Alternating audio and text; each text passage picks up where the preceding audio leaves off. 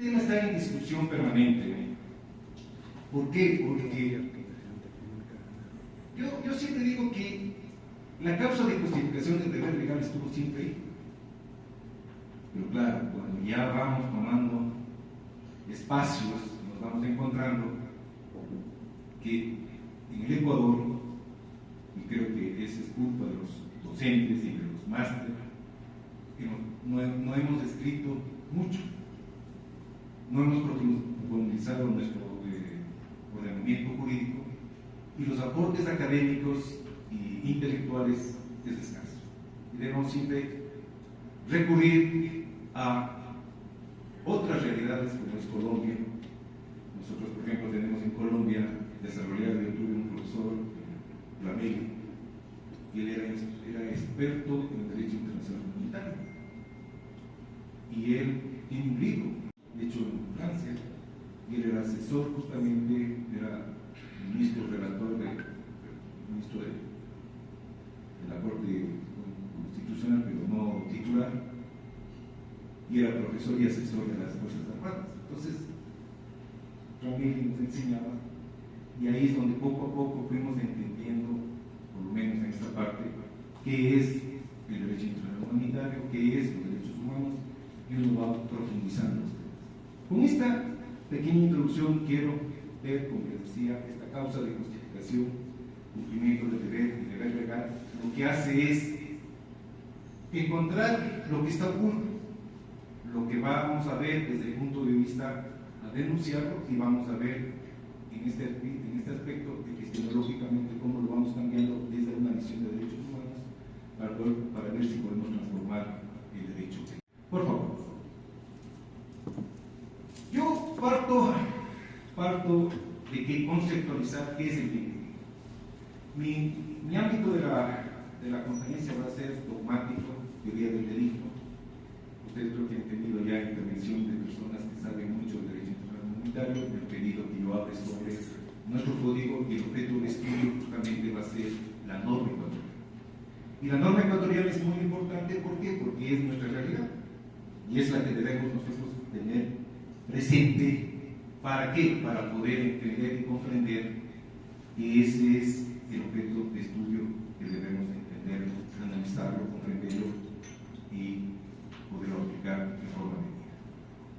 Por eso es que cuando yo digo y hablo del bien jurídico, la primera reflexión es si nosotros nos adherimos a los delitos de infracción del deber o jurídicos. Entonces ahí algunos me quedan viendo, me dicen, entonces Jacobs no entraría.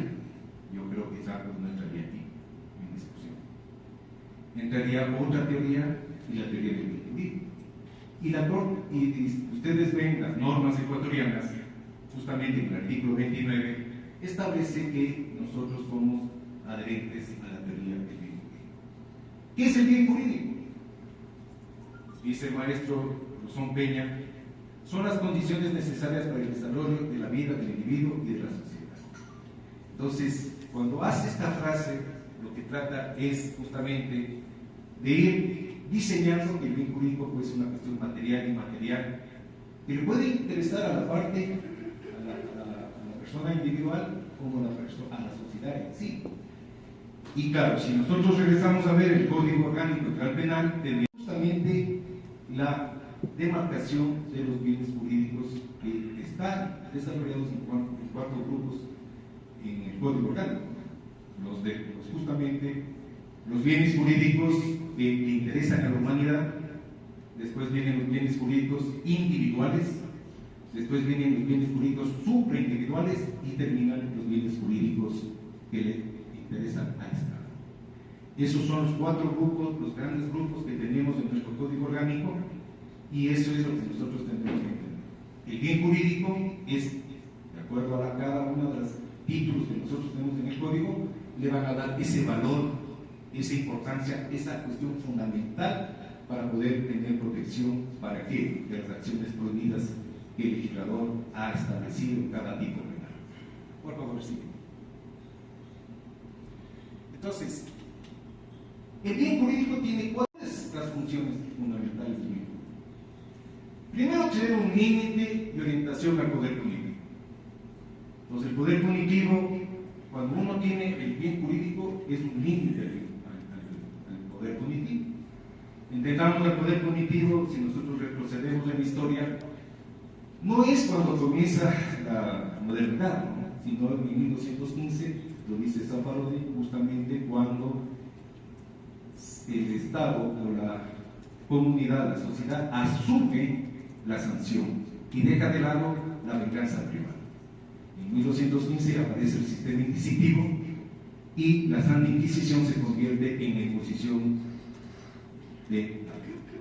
Por eso es que el bien jurídico tiene que ser estrictamente un límite al poder punitivo, porque así lo dice en el artículo 3 del Código Orgánico Penal, que solamente se protegerá la mínima intervención estatal, será necesaria y legítima cuando se afecte derechos humanos, derechos de las personas o los bienes jurídicos protegidos. Segundo, es la sistemática. La segunda función es la sistemática. ¿En qué consiste esto?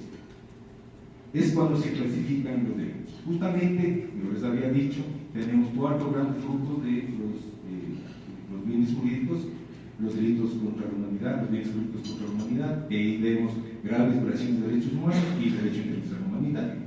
Cuando son individuales, vemos el homicidio, todo lo que es contra la propiedad, la honra, la libertad, y después vemos los subindividuales, que son los económicos. Después vemos el asunto de los delitos contra el Estado, que ya son contra la seguridad del Estado. Lo más importante es el cambio sistemático que ha tenido el nuevo código. El código anterior, artículos que eran comenzaban con el Estado.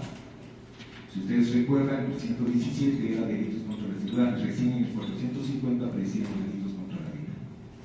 La importancia que ha dado el cambio constitucional justamente es que primero son el ser humano y después viene el Estado. El código anterior tenía una lógica, porque pertenecer al Estado, por eso había la norma que decía que la ignorancia de la ley no exime a persona.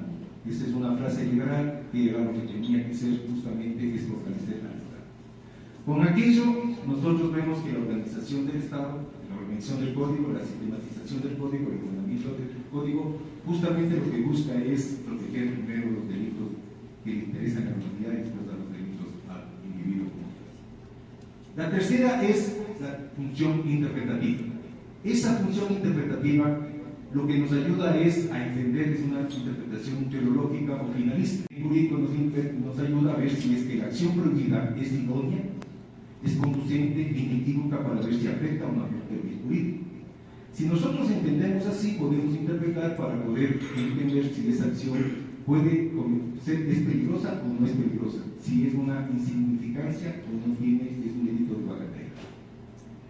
Y el cuarto criterio es la medición o determinación de la pena.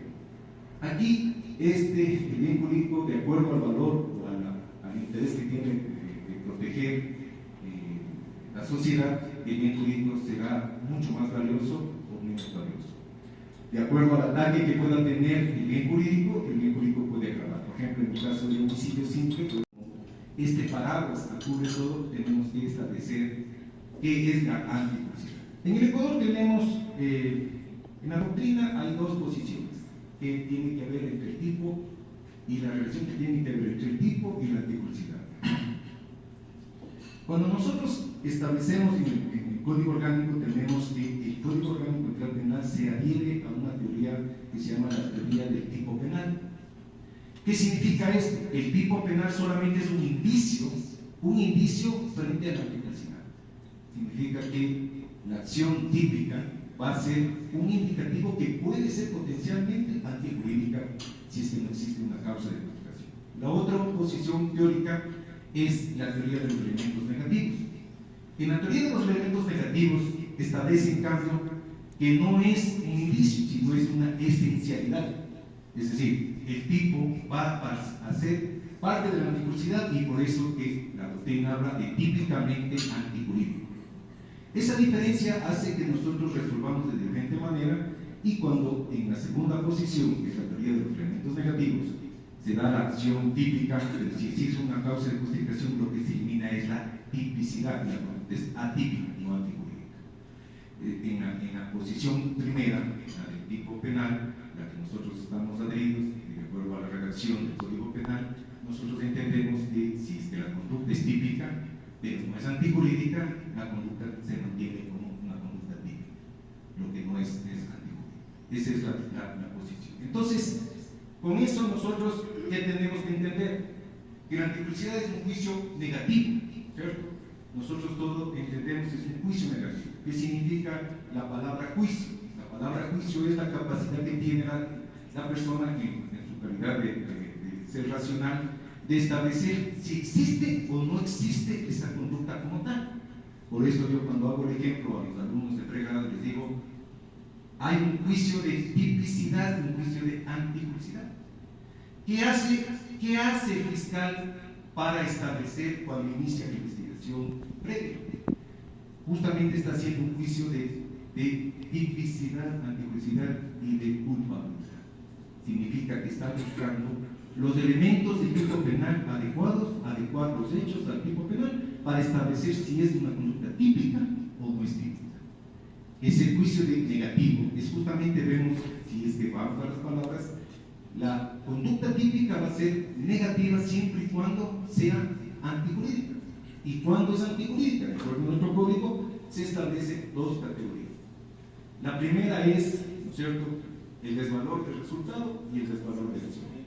¿Qué significa el desvalor de acción? Que sería la primera. Es cuando existe la tipicidad, es decir, cuando nuestro código habla de conducta penalmente relevante. Nuestra conducta penalmente relevante o conducta típica significa que esa conducta se adecuó a lo que dice el tipo penal, con toda la acción prohibida y todas sus circunstancias, ¿no?, que se describen, tanto los elementos esenciales como los elementos eventuales que están descritos en la ley como cumpliendo el principio de legalidad en forma estricta, cierta, clara y precisa. Y segundo elemento, la segunda categoría para ver el valor de acción, es decir, cuando se desvalora la acción, entonces es cuando viola la norma primaria o de determinación o de conducta. Esta norma de conducta es la que está establecida en forma no escrita, pero sí, de acuerdo a la lógica, se puede, en la interpretación que hacemos, se puede encontrar que está violando una norma que nos está diciendo, una norma primaria que está dirigida al ciudadano para que pueda conducir su conducta. Por ejemplo, en el homicidio, la conducta, el tipo penal es el texto legal, y el texto legal es la persona que mate a otra. En la ejecución extrajudicial es el funcionario, el agente estatal que prive de la vida a una persona. Ese sería el texto.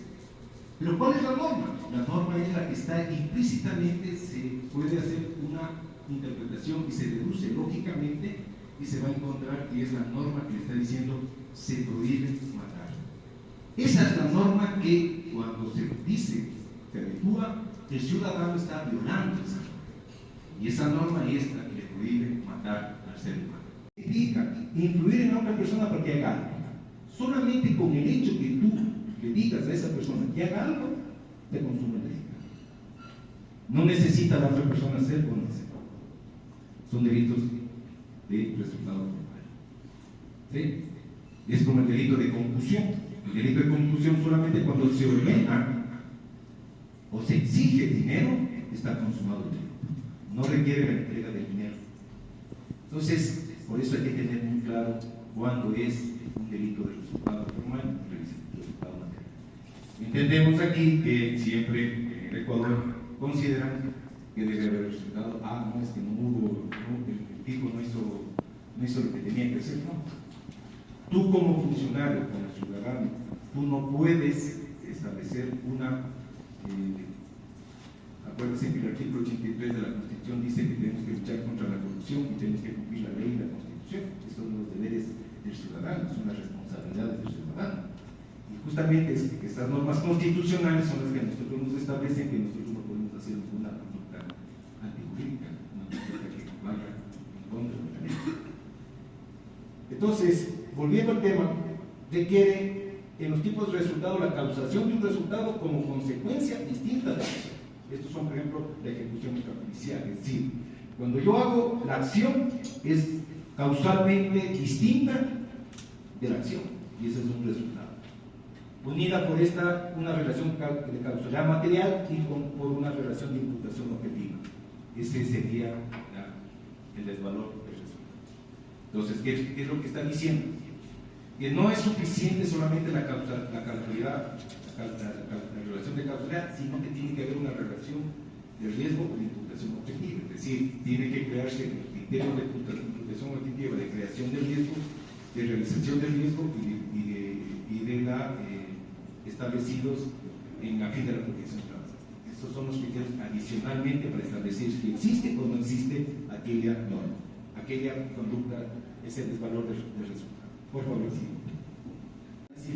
Para cualificar el resultado, este es más o menos lo que explicábamos: sin mayor afectación del bien jurídico, el resultado va a afectar, va a aumentar la pena. Por ejemplo, en este caso, nosotros cuando tenemos la ejecución extrajudicial, que es dar muerte, es privar la muerte a un ciudadano de vida, establecemos, cuando vemos que en el homicidio tiene la ejecución extrajudicial tiene 22 a 26, está comparado más o menos con un asesinato, entonces entendemos que el bien jurídico de graves violaciones de los derechos humanos es un bien jurídico de mayor valor. Y la vida individual no es que no tenga valor, pero comparado con quién es el sujeto activo del delito, en el caso de ejecución extrajudicial, es un representante del Estado. Y ahí viene el análisis que se puede hacer. El Estado está para proteger, el Estado está para garantizar los derechos de las personas. Y por eso, si es que el sujeto activo es un representante del Estado, la actuación o la afectación del bien jurídico es de mucho más impacto y más proporcional en cuanto a lo que se tiene que cuidar. Entonces, por ese es el motivo. Dale, por favor. Tenemos la legítima defensa, el estado de necesidad, la orden de autoridad competente, obediencia debida, cumplimiento del deber o deber legal, el derecho a la resistencia como una analogía a una parte y el ejercicio de un derecho a analogía en buena parte. Nuestro código, estas dos últimas, a pesar que puede estar en la Constitución o puede estar establecido en el propio ordenamiento jurídico, el ejercicio de un derecho, oficio o profesión está establecido implícitamente en cada una de las causas de justificación. Yo siempre hago un ejercicio adicional a lo que dice la ley y por eso es que te traigo esto. Esas serían las causas de esto. Vamos al siguiente. ¿Cuáles son los criterios que deben cumplimiento de yo? Ahí viene, como diría, el primer criterio sería la legalidad, porque acuérdense que el código habla de legalidad, necesidad y proporcionalidad. Cuando yo hablo de la legalidad, estoy estableciendo, como dicen todos los autores, más que todos, yo lo cito a Luzón Peña. Luzón Peña establece que la legalidad es que todos los funcionarios, todos los representantes del Estado tienen que cumplir la Constitución, la ley, los tratados de derechos humanos. Esa es la legalidad. Ese es el ámbito en el que deben desarrollarse justamente los funcionarios públicos, fundamentalmente, y en este caso los representantes de las entidades de seguridad estatal, como son las Fuerzas Armadas y la Policía y los servicios penitenciarios. Entonces deben tener como fuente la Constitución, los tratados de derechos humanos, la ley y la obligación y el deber. Yo digo ahí, establezco que, por ejemplo, y les traigo una posición de un autor, Orlando Rodríguez, él, por ejemplo, dice que no es una causa de justificación el cumplimiento del deber. Él en su tratado de derecho penal, él dice que más bien es una causa de atipicidad. Porque él dice que si yo estoy cumpliendo el deber que está establecido en la norma, porque la norma es la que me dice, este es el deber que tienes que hacer, dice, ¿por qué tengo que llevarle a la tipicidad? Nosotros tendríamos que verlo desde el punto de vista que sería una causa de atipicidad. Es una posición que cuando leía, no toda esta conferencia, la leí hace más o menos un año, ¿no? Tuve la oportunidad de leer este autor colombiano y me pareció interesante también la posición, porque claro, si yo estoy cumpliendo lo que me dice la norma, y si la norma me dice, haga esto, yo creo que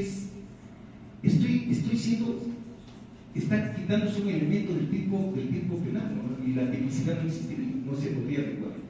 Pero el modelo, en cambio, ecuatoriano, nosotros hemos tenido, por eso hay discrepo, y me salvo es porque tengo una norma penal que me dice a mí que el deber legal se la debe caracterizar en causa de justificación, es decir, para poder justificar. Entonces, ese sería mi razonamiento ante la posición del autor colombiano. Entonces, este deber jurídico, ¿de dónde nace? De las normas constitucionales, de los tratados de derechos humanos, de los tratados de las convenciones de Ginebra, del derecho internacional humanitario, y por eso es que ahí, ¿a quién está dirigido? A sujetos públicos y privados. Porque no solamente es a los públicos, sino también a los privados, ¿no? Pero debe tener el deber de obrar, ¿no? Están obligados a qué? Por el estatus, por el cargo, jerarquía, por la posición de garante, por el cargo por profesión, y debe ser, claro, estas normas deben ser claras, precisas y vigentes. Entonces yo aquí, por ejemplo, yo tuve una pregunta de una fiscal que me hacía ante una situación que sucedió en la escuela militar, en un proceso de entrenamiento, el rato que les hicieron el entrenamiento en la piscina, uno de los cadetes se murió. Y justamente en ese momento se estableció que la norma que regía estaba no vigente. No estaba vigente. Y ahí yo discrepo a veces, ¿no? ¿Por qué? Porque sí, la norma no puede estar no vigente, pero cuando hay una norma de cuidado, esta norma de cuidado establece un deber objetivo de cuidado. ¿Y qué decía esa norma que no estaba vigente? Que tenía, en ese entrenamiento siempre tenía que tener la compañía de un médico, porque el ejercicio era justamente de alto riesgo, porque era con armamento, digamos, con un equipo, y claro, le dificultaba el nadar. Entonces tenía que estar el médico no estuvo en ese momento. Claro, el rato que se ahogó, comenzó a ahogarse el cadete, no hubieron las acciones adecuadas y lo perdió. Yo le decía que sí había una violación del deber objetivo de cuidado. Está estableciendo un deber, y ese deber que yo debo cumplir. Esa obligación impone el deber, no faculta como el ejercicio de un derecho. Esa es la diferencia. Yo, por ejemplo, cuando ejerzo un derecho, tiene una amplitud. Por ejemplo, en la legítima defensa, yo ejerzo un derecho de defender, y por eso es mucho más flexible. Pero cuando yo tengo el cumplimiento del deber, es mucho más estricto este cumplimiento. La norma me está estableciendo criterios claros que yo debo cumplir, ¿no es cierto?, ante situaciones de peligro, situaciones de riesgo. El cumplimiento del deber debe ser oportuno, estricto y observado.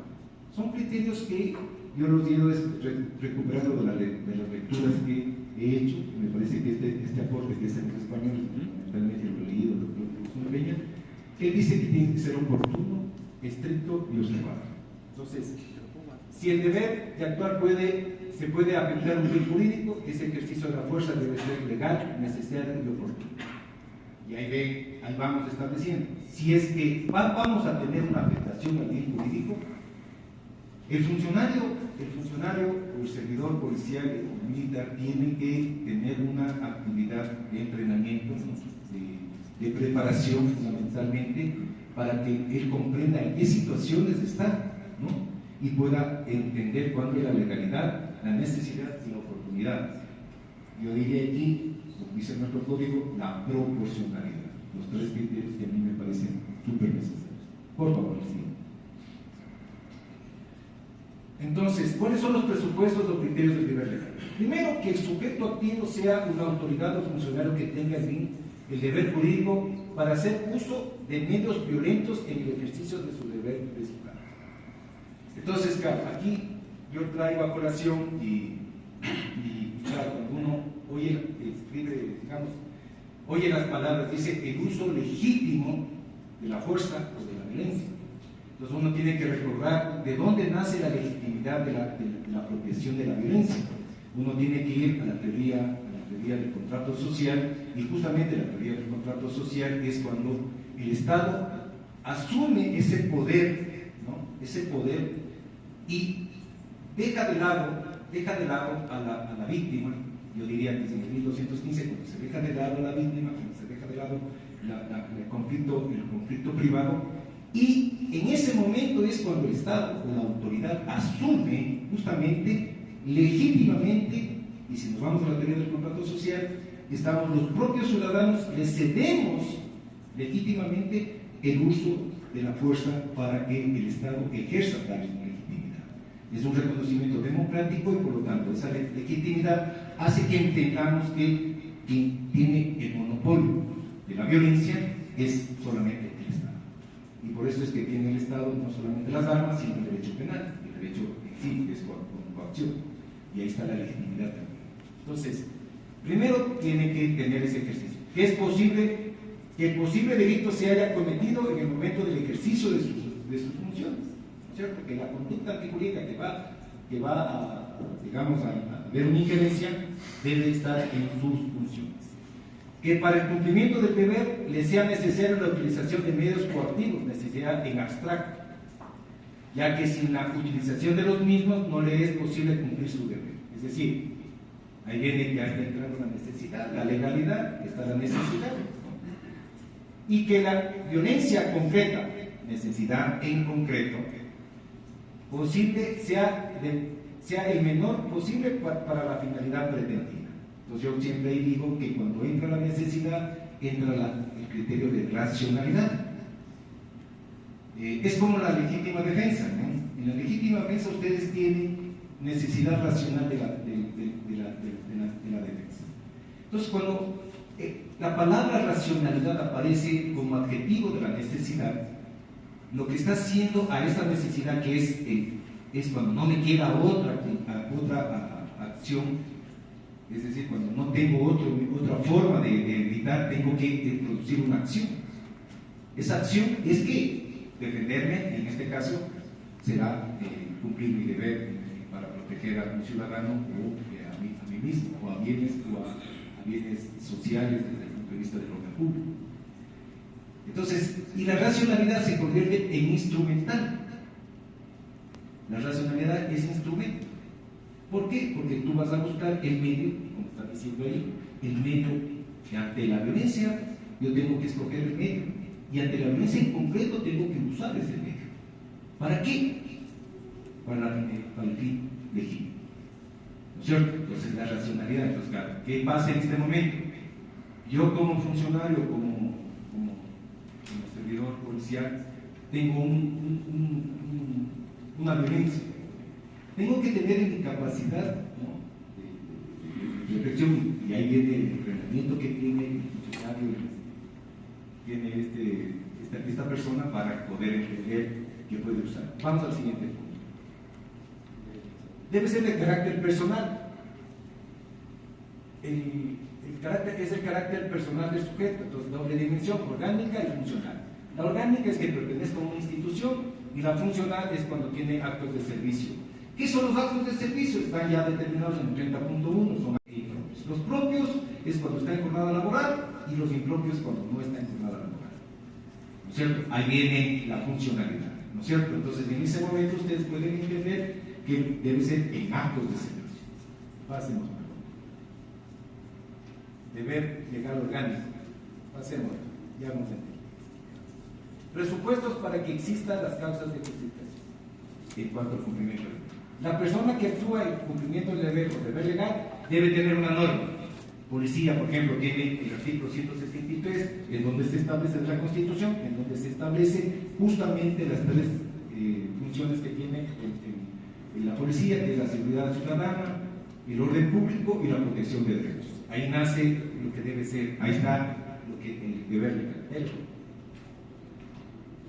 Y ahí está definido qué es la policía. La policía tiene esta formación y justamente lo que decíamos, tiene que ser preparada en derechos humanos, que es la investigación especializada, prevención del delito, y la utilización de medios de disuasión y conciliación para la alternativa en el uso progresivo de la fuerza. Dele, por favor.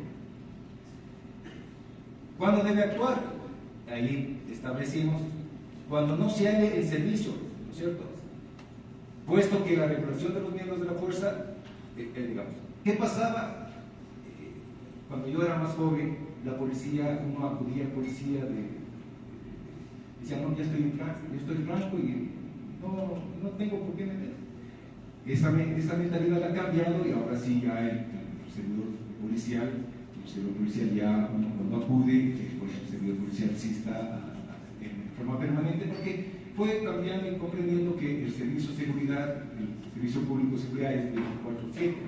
Es decir, nos dimos cuenta que en el caso del 30S, cuando no tuvimos presencia policial, el caos y la anomia fue terrible, ¿no? Es decir, en ese momento se puede entender cuando, en ciertos sectores, cuando no hay la presencia estatal y no hay la presencia policial y militar, tenemos que la ley de los grupos organizados es la que gobierna y eso no es posible, la presencia estatal es mejor. Entonces, vamos por favor. Actuación debe comprender, debe tener deberes y facultades, ¿no?, del instituto que pertenece a la gente. Debe actuar con la decisión necesaria, sin demora, cuando ello dependa para evitar el daño grave y reparable inmediato. Eso es cuando, por ejemplo, cuando no está digamos, no está en jornada laboral.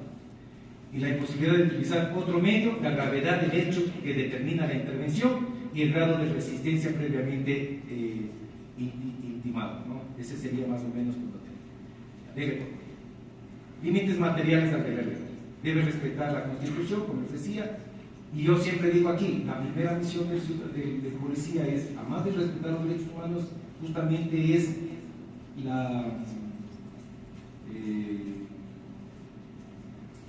en ese sentido, la dignidad humana, y el principal deber es la neutralización del ciudadano, neutralizado para llevarle a la justicia. Dale, por favor. Ahí está el respeto a la dignidad humana, la neutralización de la persona intimidada, siempre se debe buscar su neutralización. Dale, por favor. ¿En qué consiste la fuerza empleada?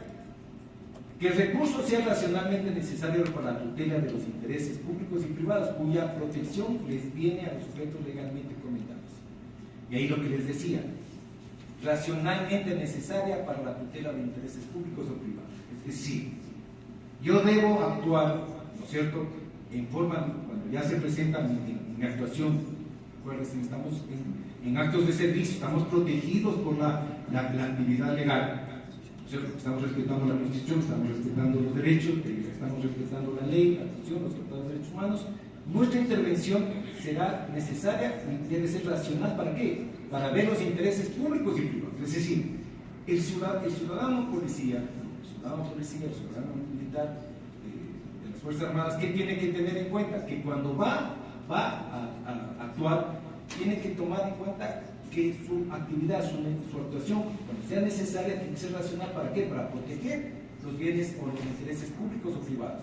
¿Qué significa? No solamente la vida, no solamente la propiedad, no solamente el espacio público, sino justamente el orden público cuando ya enfrenta cuestiones de manifestaciones, cuando enfrenta cuestiones de protesta social que pueden rebasar ya los cánones de normalidad en cuanto a las situaciones que se pueden presentar. Ustedes hemos vivido ya, siempre tengo mi oficina en la Alameda y yo he vivido desde el año 83 en un sector de manifestación permanente y en donde uno puede analizar la utilización de las medidas.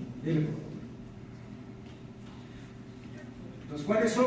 Debe sujetarse la necesidad, la congruencia, la oportunidad y la proporcionalidad. Los rigiéndose en los principios. La actuación legal es la legalidad, tengo la necesidad y debo regirme en la congruencia. ¿Qué es la congruencia? Entonces aquí viene un principio que yo he tomado, me parece que es muy importante.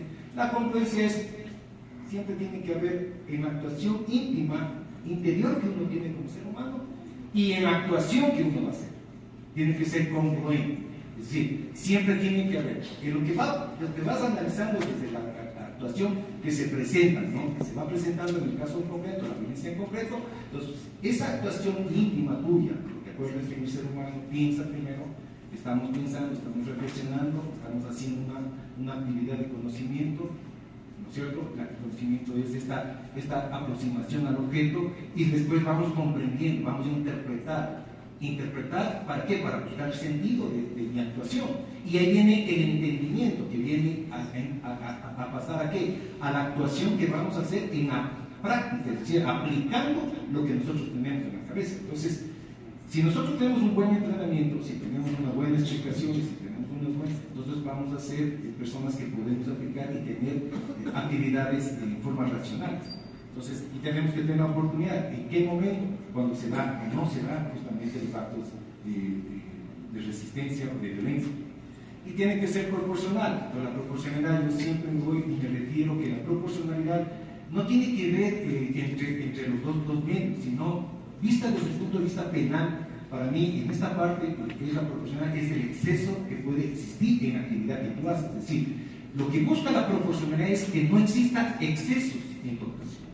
Es decir, para que no caigas en la extralimitación de funciones, ¿cierto? Porque el exceso de legítima defensa, el exceso de cumplimiento del deber, ¿no es cierto?, de tu acción, te va a traer responsabilidades penales. Entonces, tú tienes que evitar el exceso.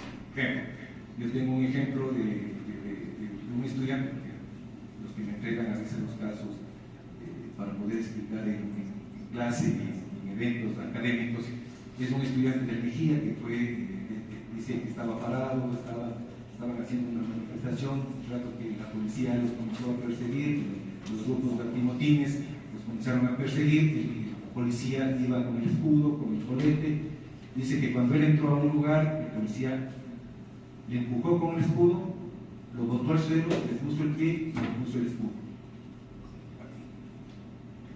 Entonces, ¿qué pasa ahí? La actuación del policía es correcta. ¿Por qué? Porque no neutralizó al ciudadano. Al ciudadano en ese momento utilizó que en forma necesaria, sí, porque no podía, estaba lanzándole piedras, todo, lo corrió, lo condujo, había una congruencia entre lo que pensó y actuó, fue oportuno porque estaba en ese momento de neutralización y fue proporcional. ¿Por qué? Porque el rato que lo neutralizó, el rato que le hizo esa acción, no hizo más allá, porque si hubiera bajado el escudo, lo hubiera capturado, ¿cierto? Y ahí sí, ¿qué pasaría? Un exceso. ¿Se dan cuenta? Caso de las películas, que vamos a tener discusiones. Mi posición aquí es clara. ¿Qué es la necesidad? Entonces, verán, la necesidad para mí, la necesidad tiene dos juicios. El juicio ex ante cualitativo y el juicio ex ante ex post. ¿Cuál es el juicio ex ante? Es decir, cuando tú trabajas ex ante, es como la legítima defensa. Tú tienes que elegir ante la situación de resistencia del ciudadano, el policía o el miembro tiene que tener en su cabeza, en la congruencia, en esta necesidad, tiene que establecer qué instrumento tiene que usar frente a lo que se está en la violencia concreta. Por eso cualitativamente voy a escoger, por ejemplo, el caso de Astegui, baja la escopeta de todos los testimonios y escoge ¿qué? La pistola que tenía. Esa es la capacidad cualitativa que tuvo Verástegui. ¿Se dan cuenta? Entonces él se dio cuenta que ante la distancia que existía entre el señor Padilla y Verástegui, ¿qué pasaba? Si usaba un arma de alto poder de destrucción de fuego, tenía una situación mucho más peligrosa, ¿no? Ya se baja, y esto es de los testimonios que constan en el proceso, esto no estoy inventando, baja y escoge cualitativamente. ¿Se dan cuenta? Cualitativamente él hizo el ejercicio del juicio pensando y escogió el medio menos gravoso. Y claro, allí hay un exceso, puede haber una ejecución extrajudicial, depende, pero no una inocencia. Yo no soy juez, pero mi análisis es diferente. Entonces, ¿Qué puede pasar en ese momento? Pudo haber escogido otro medio. Tengo un ejemplo, por ejemplo, de un custodio mío, que estuve en la presidencia del Consejo de la Judicatura. Este custodio había estado en el centro de detención, de privación de libertad de Cotopaxi. Y él dice que él estaba, en un momento hubo esta revuelta de los detenidos, y él se metió con 4 GOEs, 2 humo y 2 de servicio urbano en un cuarto. Y en ese momento tenía 400 detenidos a un lado y al otro lado tenía 16 detenidos. Se permaneció una hora. En esa hora, hasta que llegue el rescate, él decide abrir la puerta, pero da la orden de no usar el arma. Y eran solamente 8 personas que enfrentaron a 14, 15 personas y los neutralizaron solamente con las medidas de contacto físico. Cuando yo oía esta experiencia, se llama Carlos Moreno, se llama el custodio, le decía: tú tomaste una decisión racional ante la necesidad, forma racional de no utilización de armas de fuego. Y en ese momento me contaba que en el otro lado le habían quitado el armamento al grupo GOE. Entonces queda complejo. Pues no era una situación. A ver, lo que quiero es demostrar los casos que traigo de la necesidad. ¿Y cuál es el ex post? El juicio ex post es cuando tú realizas actividades más allá de bajar el escudo, disparar, cuando ya Padilla se dio la vuelta, o cuando en el caso, por ejemplo, de Carlos pudiera salir y disparar a todos. Entonces, claro, en ese momento es discutible.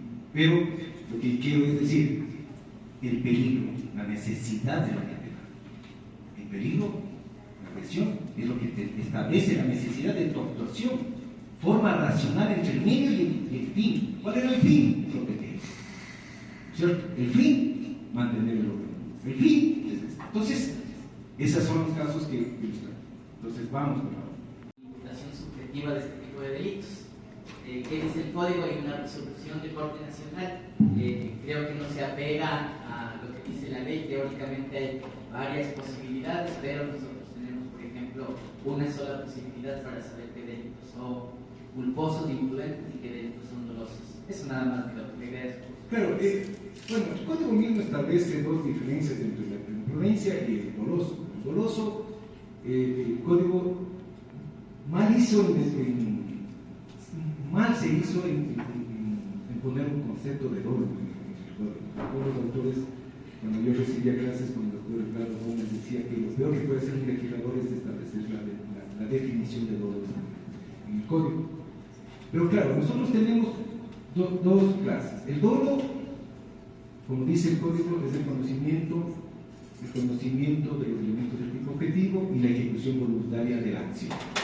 Entonces, ¿qué quiere decir? Yo, por ejemplo, cuando ahí cojo los criterios de conocimiento, establezco, siempre me voy a los criterios de imputación que nos dice, por ejemplo, Zaffaroni. Zaffaroni dice conocimiento actual, real y efectivo. Entonces, en este momento, cuando nosotros tenemos esta actuación, tenemos que tener un conocimiento actual. En ese momento estamos haciendo la acción. Y no requiere comprensión, porque comprensión ya es cuando va la culpabilidad al asunto de la comprensión de la impunidad del acto. Allá va. Entonces, aquí el dolo es un dolo natural, como dicen, ¿no? Porque, claro, Santiago Milcuide establece que hay 3 clases digamos, en la acción hay 3 dolos: el dolo de tipicidad, el dolo de tipicidad y el dolo de amplio, que comprende todo esto. En otros autores, Lorenzo Murilías dice que solamente hay 2 dolos: el de tipicidad y el de culpabilidad, y nosotros entenderíamos que solo tenemos un dolo, pero yo podría que sí podemos tener los 3 dolos que dicen Milcuide. Entonces, y la voluntad, la ejecución voluntaria es cuando uno quiere hacer la ejecución. Yo siempre les digo a los estudiantes que uno tiene que identificar, para que sea penalmente relevante tiene que haber ejecución. ¿Y qué se entiende por ejecución? ¿No es cierto? Porque cuando nosotros vamos a la tentativa tenemos actos preparatorios que no son muy punibles y dice principio de ejecución. Y la tentativa establece, son los actos ejecutivos, es decir, ¿cuándo son ejecutivos? Entonces, el propio código establece en la tentativa, establece que debe ser un acto idóneo. Entonces, elimina todo lo que es idóneo, es decir, el delito imposible y todo eso. Y ahí viene los otros dos criterios que son, imagínense, nosotros mantenemos en nuestro código todavía criterios de Carrara. Francesco Carrara de 1855 todavía establece que debe ser actos idóneos conducentes de forma inequívoca. Carrara nos dejó esta herencia y nuestro legislador no hace la revisión de esta parte. Y claro, ¿qué dice? Entenderíamos que son los conducentes en forma inequívoca, es decir, que son los que están dolosamente, queremos hacerlos para llegar a una afectación del bien jurídico, que hay la temporalidad en la que se pueda o no realizar la acción. Ese sería para mí la píldora.